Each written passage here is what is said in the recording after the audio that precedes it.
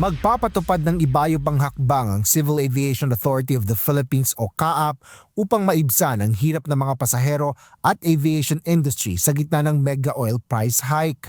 Sa opisyal na pahayag, sinabi ni CAAP Director General Retired Lieutenant General Raul Del Rosario na batid nila ang mga hamon dulot ng tensyon sa gitnang silangan. Gayun din ang epekto nito sa mga pasahero at industriya ng aviation sa bansa. Bunsod nito, ipatutupad ng CAAP ang pagbabawas ng singil sa service charge mula sa mga pasahero at ang aeronautical fees na binabayaran naman ng mga airline company. Layo nito na magbigay ng agarang ginhawa at suporta sa mga apektadong sektor at masiguro ang pananatili ng accessible na air travel.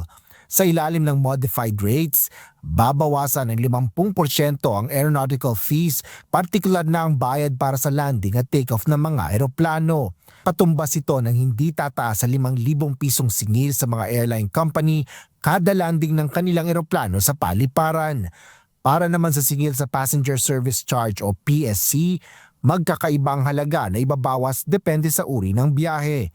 Para sa international airport, babawasan ng PSC sa mga biyahe abroad kung saan mula 900 pesos ay magiging 700 pesos na lang ito. Habang sa domestic flights, mula 350 ay 150 hanggang 200 pesos na lang ang babayaran para rito. Kung dadaan naman ang pasahero sa isang principal class 1 na paliparan, mula 300 ay magiging 150 hanggang 200 na lang din ang service charge ng pasahero. Habang sa Principal Class 2 ay mababawasan ng 200 pesos na regular PSC ng 50% o magiging 100 pesos na lang din ito. Kalahati rin ang tatapisan sa 100 na PSC sa mga community airport kaya magiging 50 pesos na lang ito. Magiging epektibo ang mga bagong rates na ito sa airline aeronautical fees at passenger service charges simula sa April 1. Asher Kadapan Jr., UNTV News and Rescue. Diyos ang aming sandigan, serbisyo publiko ang aming pinahalagahan.